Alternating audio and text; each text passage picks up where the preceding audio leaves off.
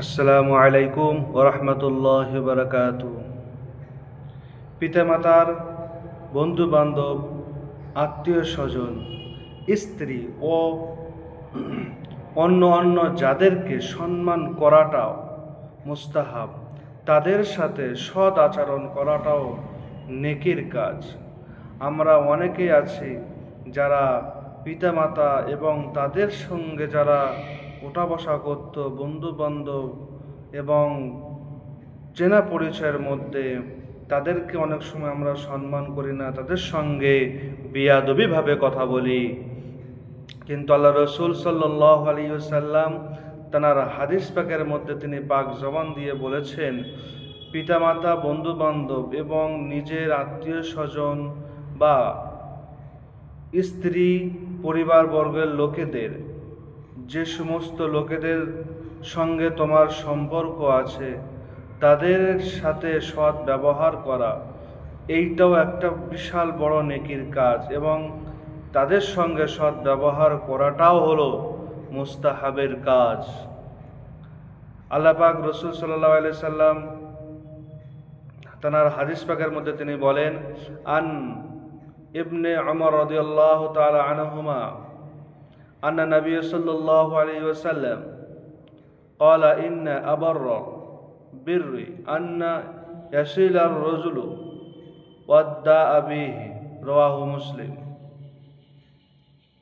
হাদিসটি আবু দাউদ 5143 নম্বর হাদিস, মুসলিম শরীফে 2552 নম্বর হাদিসে আছে।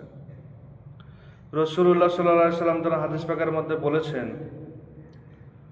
হযরত ইবনে উমর রাদিয়াল্লাহু তাআলা আনহুমা থেকে বর্ণিত, তিনি বর্ণিত করেন, নবী করিম সাল্লাল্লাহু আলাইহি ওয়াসাল্লাম বলেছেন, পূর্ণ কাজ সমূহের মধ্যে সর্বাপেক্ষা উত্তম কাজ হলো, যত রকম কাজ আছে সব থেকে ভালো কাজ এবং সবথেকে উত্তম কাজ হলো কোনো ব্যক্তি তার ব্যবহার বন্ধুদের সাথে, কোনো ব্যক্তির বাবার বন্ধুর সাথে এবং আত্মীয় স্বজনদের সঙ্গে বা চেনা এমন ব্যক্তি তাদের সঙ্গে ভালো ব্যবহার করা। এর থেকে বড় এবং আমল, এর থেকে বড় আর কোনো কাজই হয় না। যখন তুমি তোমার পিতামাতা বা তোমার বড় ভাইয়ের বা কোনো তোমার থেকে বয়সে বড় হবে তার বন্ধু বান্ধব, চেনা পরিচিত লোকের সঙ্গে তুমি যখন সৎ ব্যবহার করবে, নম্রতার সঙ্গে কথা বলবে, দেখবে সেই মানুষও তোমাকেও সম্মান ইজ্জত করবে। সেই জন্য আমরা অনেকেই আছি যেই সমস্ত ব্যক্তিদের সঙ্গে ব্যবহারটা ভালো রাখি না, এই সমস্ত মানুষদের সঙ্গে আমরা তাদের কথাবার্তাও পর্যন্ত নম্রতার সঙ্গে, ভালোবাসার সঙ্গে বলি না।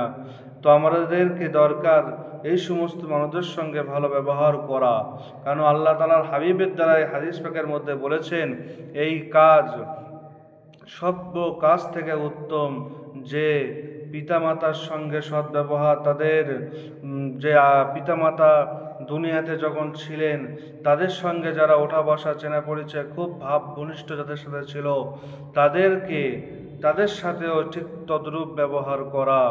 আল্লাহ তাআলা আমাদের সকলকে এই রকমভাবে সবার সঙ্গে ভালো ব্যবহার করা, সবার সঙ্গে সবাইকে ইজ্জত করা, সবাইকে স্নেহ করা এবং সবার সঙ্গে নম্রতার সাথে ব্যবহার করা তৌফিক দান করি। সকলে বলি আমিন। ভিডিওটি ভালো লাগলে